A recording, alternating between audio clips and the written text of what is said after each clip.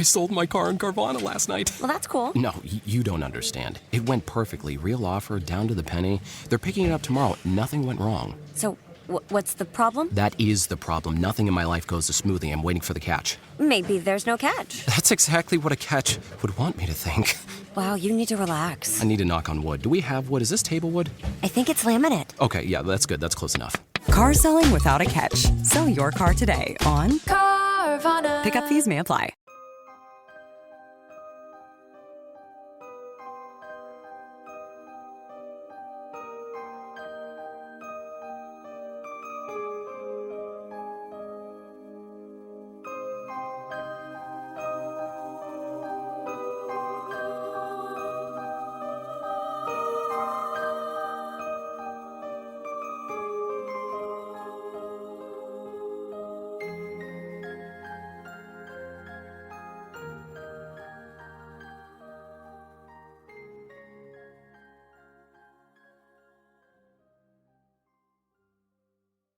My name is Brenda.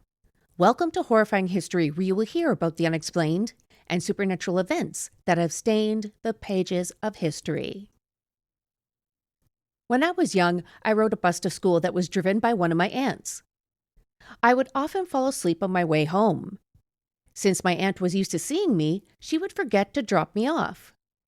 When she realized her error, she'd have a teenager who lived several stops after mine call my parents to let them know that I was okay. But imagine for a moment that the bus never dropped me off. Imagine how a parent would feel if their child's school bus never brought them home. What if all the children, the bus driver, and the bus itself never arrived at their destination?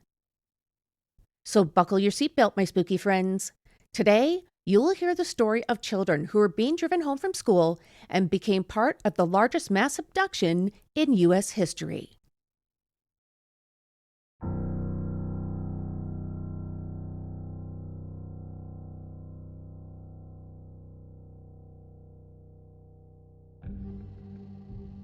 In the quiet heat of a California summer, on a road so ordinary that it barely deserved a second glance, a yellow school bus full of children vanished.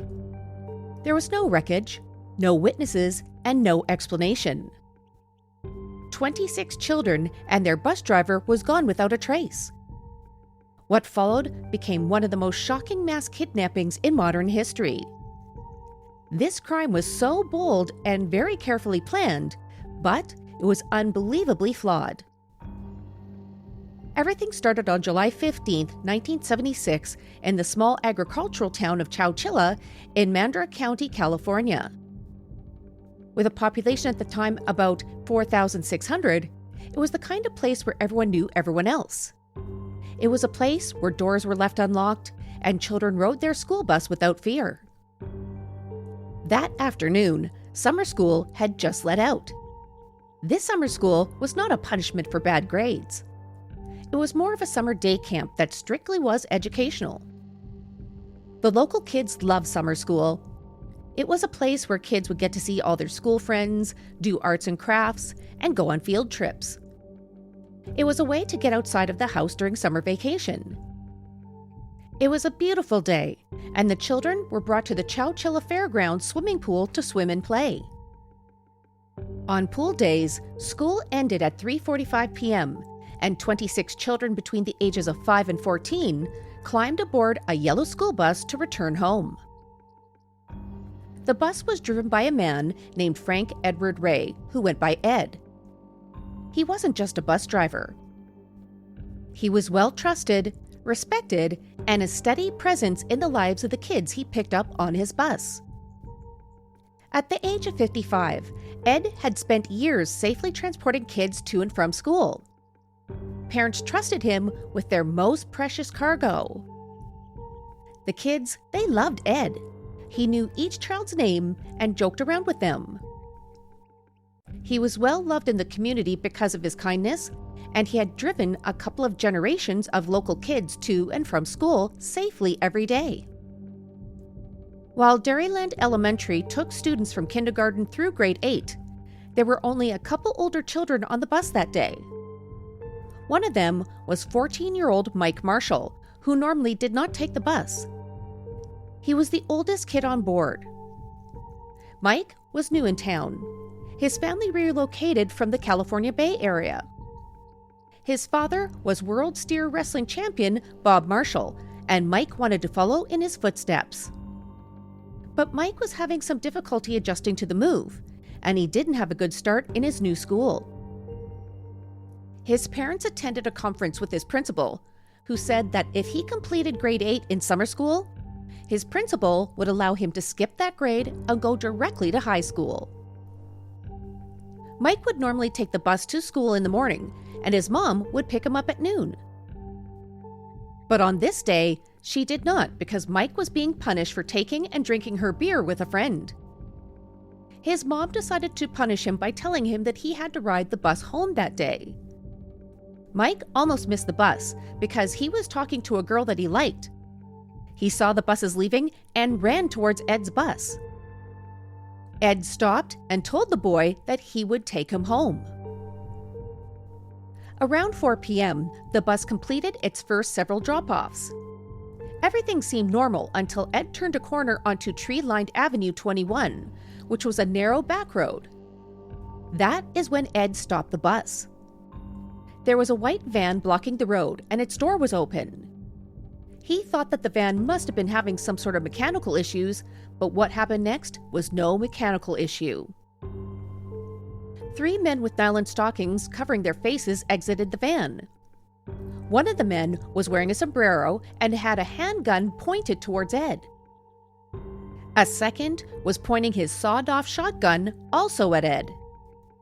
They went to the driver's window and told Ed to open the bus doors and go to the back of the bus. Ed complied. The children on the bus thought that Ed was pulling some sort of prank on them, but realized that something bad was happening when Ed relinquished the driver's seat to a stranger and then went to the back of the bus to sit with them. The man with the shotgun then ordered all the children in the first 4 seats to go to the back of the bus. The man with the sombrero jumped into the driver's seat, and the man with the shotgun sat in the front seat, watching Ed and the children while pointing his weapon at them. The man with the sombrero then started the bus and drove away from the crime scene. Another man followed behind the bus in a white van. The man in the sombrero drove the bus into a thicket of bamboo that was in a shallow area of the Chowchilla River. At this point, Ed and the kids were not very far off the bus's route, but the location where the bus was well hidden due to the tall bamboo that was taller than the bus itself. Hidden in the bamboo was another van. The kidnappers backed one van against the door of the bus. They then ordered half of the kids to go into that van. They then did the same thing with the second van. The windows of both vans were painted black, and the interiors were insulated with soundproof paneling. The kidnappers were able to drive the vans out of the soggy soil, and they left the bus behind. They stayed on the road for almost 12 hours without allowing the victims to have fresh air. There were no bathroom breaks, no water or food, and no idea where these vans were going. Meanwhile, back in Chowchilla, parents started to worry when their children did not return home at their regular time. What they didn't know was that their children were in the back of a van miles away from home. Mike's mother, Carol, was waiting for him to come home because when he did, they were going to leave town to see her husband at his latest competition. When Mike did not come home at his regular time, Carol called the school. She thought it was odd that the line was busy at 5:15 p.m. So she dialed again. The call was answered by Anita, the school secretary. This is when Carol found out that the bus her son was on went missing. When the parents of all the children found this out, they acted quickly. Carol and the other parents decided to comb the area looking for the bus. The Chowchilla police set up a command post at the Chowchilla Fire Department, which was quickly filled with worried parents and community members. Meanwhile, Sheriff Ed Bates began pulling together a team for the search for both the bus and Ed and the children.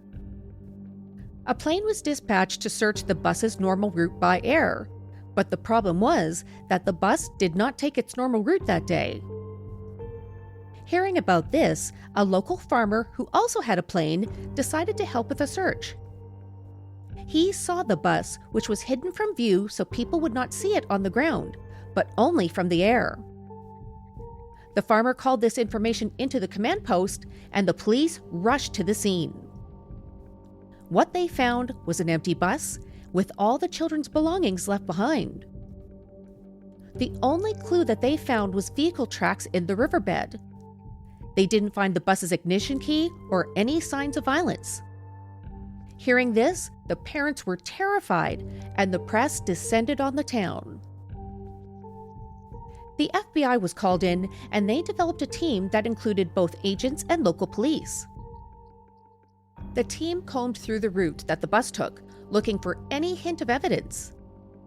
The lieutenant governor of the state of California sent helicopters to search by air, and Highway Patrol, Fish and Game officers, and the Bureau of Narcotics agents all joined in the search. The only things found were a transfer of blue paint where a vehicle backed up to the bus to load the children aboard, and tire tracks that showed that 2 vehicles were involved. What happened next, my spooky friends, is the most chilling part of this story.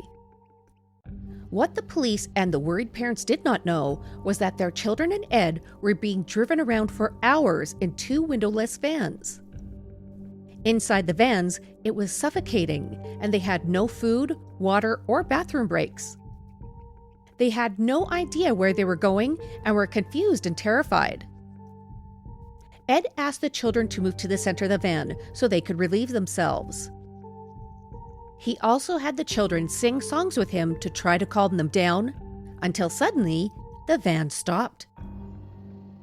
It was about 3:30 a.m. when the kidnappers forced Ed and the children out of the van, one by one. At gunpoint, each one had to give their name, age, and give the kidnappers 1 article of clothing. They were then led to a hole in the ground. Each hostage was ordered to climb down a ladder into the hole. The hole led to a buried truck trailer. It was buried 12 feet deep, and it felt like a tomb. Inside it was dark, hot, and claustrophobic. It wasn't an ordinary hiding place. It was a prison. The kidnappers had spent months preparing for this kidnapping. They buried a moving truck and covered it with soil. They installed makeshift ventilation. After the last victim was inside, the kidnappers threw down a roll of toilet paper and a flashlight, saying that they would be back. They then removed the ladder, covered the trailer's hatch with a heavy piece of sheet metal, put 2 100-pound or 45-kilogram industrial-sized batteries on top, and then buried all of this with soil.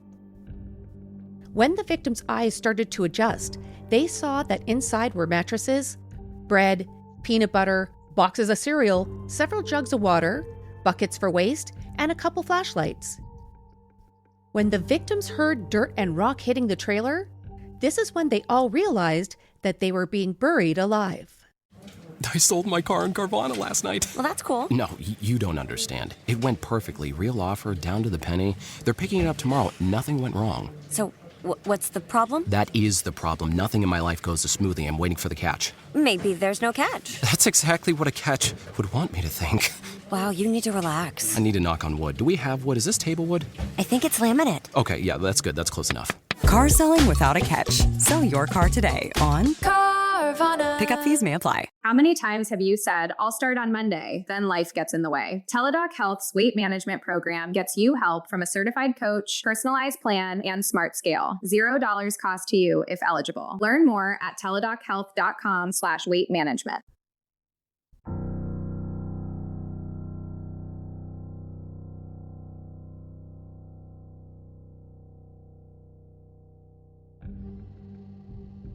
It didn't take very long for the food and water to run out.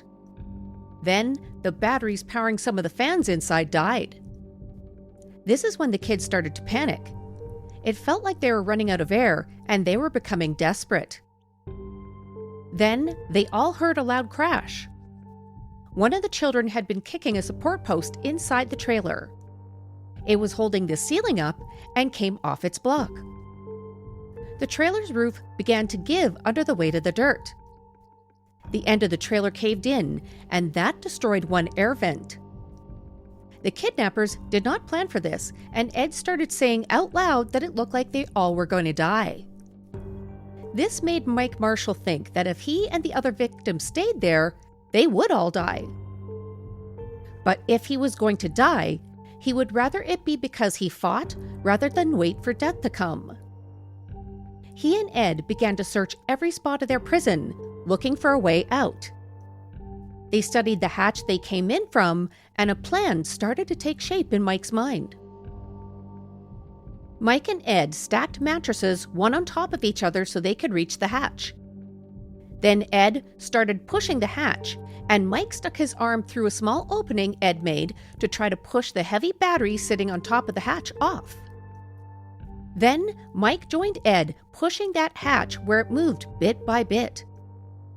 Ed held the hatch open while Mike took a piece of wood from a box spring inside the trailer and used it to keep the hatch partially open. The two kept trying to shift the batteries in hopes that they would fall away, allowing them to get out. Somehow, they were able to move the batteries, and Mike pushed his way out of the trailer. He then started to dig, using another piece of wood from the box spring, which created dust inside the trailer. Mike told everyone to wet their shirts with water and put them over their faces to breathe. Mike dug for hours until he got to a piece of plywood that the kidnappers added to help secure the entrance. Mike was a strong kid, and he used all of his might to pull on the piece of wood, and piece after piece would break off. When it finally gave way, he could see sunlight. Even though he was worried that the kidnappers could be outside and kill him if they saw him, Mike decided to peek out to see where they were. Mike did not see the kidnappers, so Ed started handing him the trapped children. Mike pushed the children out of the hole. Ed then got out, and he pulled Mike out of the pit. They were finally free. When topside, the children started to cheer. They escaped. They were alive, but they had no idea where they were. All they knew that they were in the middle of what looked like a field. Ed saw that there was a big building in the distance, so Ed and Mike decided that they and the children would walk to it, not knowing what they would find. The building belonged to the quarry's guard station. A security guard saw the group approaching, and he had heard about the kidnapping. After telling them that they were all safe, he called the police. When the police arrived on scene, they took pictures of each child. They then put everyone on another bus to take them to the nearest medical facility, where they were going to be fed, given clean, dry clothes, and interviewed about their ordeal. Now terrified of buses, some of the children refused to board, but Mike gave them comfort. He said that he would go on the bus with them and ensure they were safe. The children got on the bus since they now trusted 14-year-old Mike with their very lives. The closest location with medical staff was the local women's jail. Guards gave everyone a blanket, but they didn't have children's clothing. The children put on adult-sized prison uniforms and were given food to eat. They were then examined by physicians, questioned by police, and placed on a Greyhound bus to go back to Chowchilla. Their ordeal lasted nearly 36 hours. Ed and the exhausted kids were now back home, surrounded by their loved ones and the press. The area where they were all held was sealed by the police as they started their investigation into this crime. As they searched the crime scene for evidence, officers were able to make composite drawings of 2 of the 3 kidnappers based on the information that the children gave. Then, a woman who lived in Los Banos, which is about 20 miles or 32 kilometers away from Chowchilla, called the police.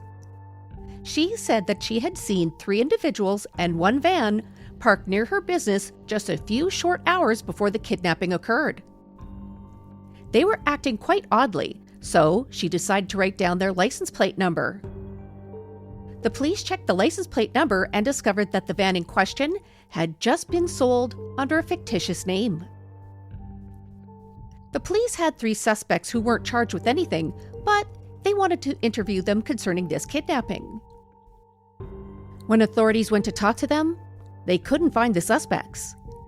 They were Fred Woods, age 24, James Schenfeld, age 24, and James's brother Richard, age 22. All 3 men came from privileged families. The Schenfelds were the sons of a prominent doctor who lived in San Francisco. Fred came from a family that got their wealth from oil, gas, railroads, and cattle ranches. He grew up in an exclusive community of the ultra-rich. Fred already owned his own home on his mother's 78-acre estate. Those who knew him thought he was a loner. He didn't date, and he spent a lot of money on old cars and trucks, cabooses, and other vehicles. It was through this that he connected with James and Richard. So the question became, why did these men kidnap a bus full of people since they are all ultra-rich? Court records showed that the 3 men had lost a large sum of money on a real estate deal. This caused the Schenfelds to go into debt. None of the young men were independently wealthy like their parents were. They decided to open a classic car business to try to make up for their loss. The men were arrested a little over a year before the kidnapping. They were caught pushing a car over a cliff and were charged with grand theft. Since their families had a lot of money, they were given a fine and put on probation. This is when they came up with their plan, which was to kidnap a busload of kids since they couldn't fight back. They then would demand a ransom of $5 million for their release. Things went off track when the trio tried to call the local police with their ransom demands. When the kids went missing, their families were constantly calling the police for updates. The police only had 2 phone lines and the kidnappers couldn't get through. So, the 3 men decided to go to a payphone to make their demands to another nearby police detachment, but their phones were also jammed. So the kidnappers decided to take a nap and then drive around wasting time before they tried calling again. They still couldn't get through, so they never gave anyone their ransom demands. After the men went home, they turned on the TV to discover that their plan had fallen apart and the police were looking for them. Realizing the jig was up, Richard decided to turn himself in 8 days after the children and Ed escaped from their prison. Before he did, he returned home, the police were waiting, and arrested him. The police had already figured out that the vans belonged to Fred. Instead of turning themselves in, Fred and James ran and drove to Canada. Fred went to Vancouver and was in a hotel while James was in Washington State, and tried for several days to cross the border. He tried 3 times and was rejected. Then the news broke that Richard confessed to everything, and both Fred and James knew that their time was up. Fred wrote a letter to a friend while he was on the run, telling him of his circumstances and asked for help. After getting this letter, the friend gave it to the FBI. Both James and Fred were soon in handcuffs, and all 3 men were charged with 43 counts of kidnapping, conspiracy, and robbery. The evidence against the men was overwhelming. In their homes, police found documents planning the event which talked about the ransom. They also found a bag from Jack in the Box that had all of the victims' names and ages written on it. They also found a draft ransom note and an X-ray machine that the men planned to use to scan the container that the ransom money would be in to see if there was a bomb or a tracking device. There was evidence of when they purchased the vans used in the kidnapping, and security camera footage from the quarry seeing the men entering and digging in different locations. Through all of this, the police discovered that the kidnappers had been planning this event for a year and a half. So, why did the men choose a bus from Chowchilla? They had driven around through several counties looking for a remote location that had no homes or people to see what they planned to do. They were also looking for an area that had very little police presence. Why did they choose the quarry? Fred's father owned the property. It wouldn't be unusual for Fred to go to that area. It also wouldn't stand out if he drove with various vehicles, since he was in the business of restoring old, damaged vehicles. On top of this, Fred also used to be an employee of the quarry, and he knew it well. Several months before the kidnapping, Fred was seen by security guards digging with James and Richard. When the guards approached the trio and asked what they were doing, Fred told them that he was just digging, and it was no big deal since his father owned the quarry. Why did the kidnappers set the ransom at $5 million? 2 years earlier, the then California governor and future president Ronald Reagan announced that the state had a $5 million surplus.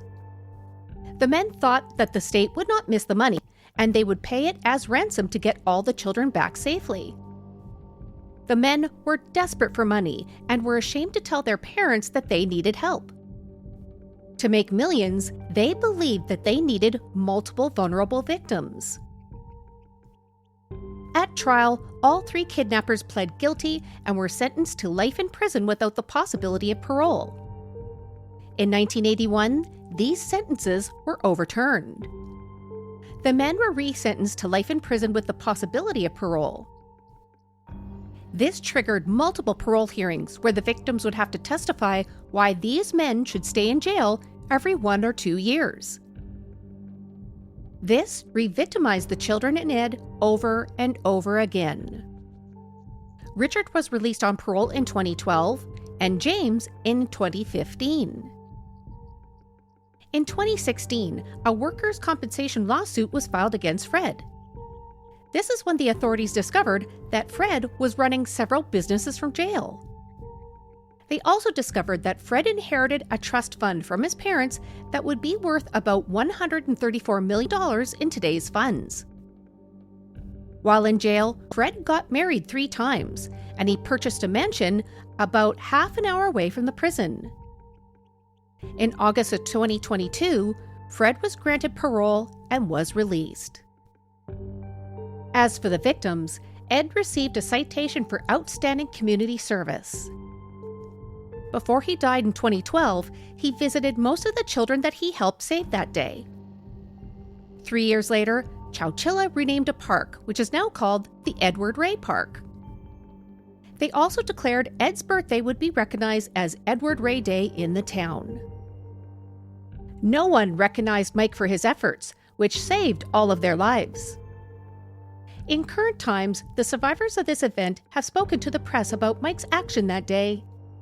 They claim Ed was terrified and believed they were all going to die.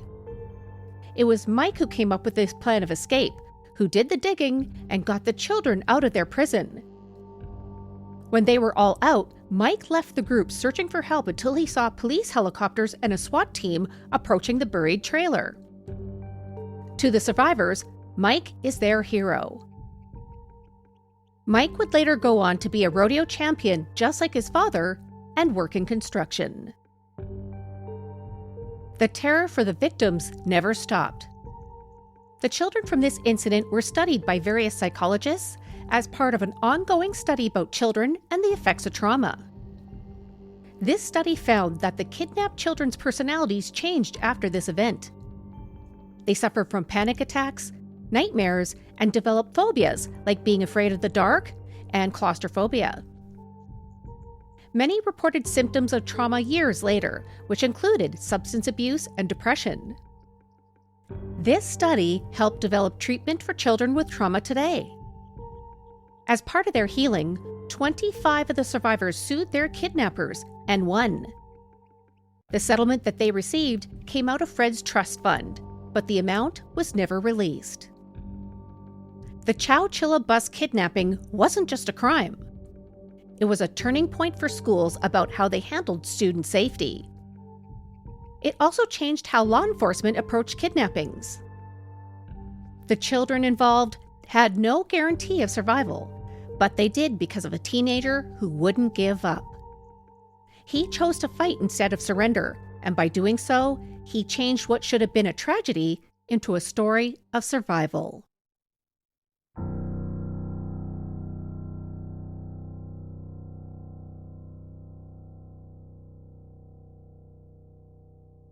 Thank you for joining me today. What are your thoughts about the Chowchilla bus kidnapping? Let us know your thoughts on Facebook at Horrifying History, Instagram and Threads at Horrifying_history, X at Horrifying HIST1, or Blue Sky by searching for Horrifying History. If you haven't already done so, please remember to subscribe to our podcast. When you do, not only do you let more people know about our show, but you also download our next episode on its release day. It's a great way not to miss our next episode. The Night Stalker, Unlocked Doors, Unholy Evil. To learn more about Horrifying History, you should visit our website. When you're there, you will find links to all of our social media and to our YouTube channel, which features not just our podcast episodes, but also additional history-based videos for your enjoyment. We also have a blog that's filled with spooky topics and episode updates to read up on. On top of this site is the home to our fan club, which offers excellent perks like your own feed to listen to our show ad-free, access to new episodes a week early, and a new bonus episode each week. It's also the home to our store that's filled with spooky merchandise that you guys will love. For our fan club members, you'll receive a permanent discount in our store as long as you remain a fan club member. You can find all of this and more at horrifying-history-shop.fourthwall.com. Until next time, stay safe, stay aware, and remember that even if we are in the darkest of places, hope can still find a way out.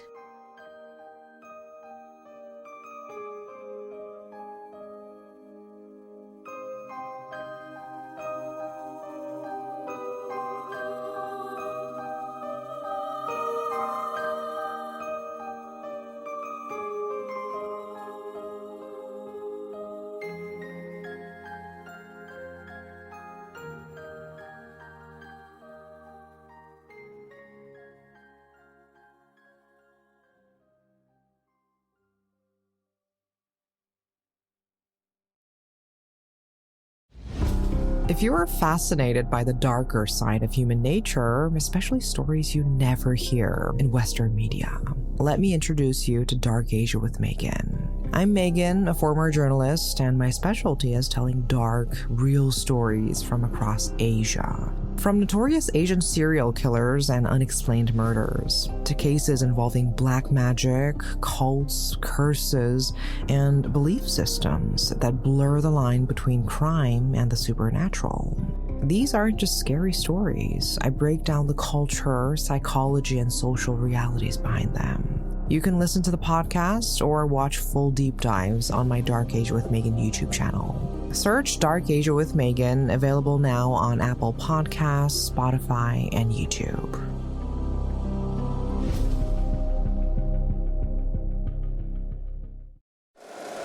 If you like the show, please take a moment to rate, review, and subscribe. It really does help the show to grow. Thank you for listening.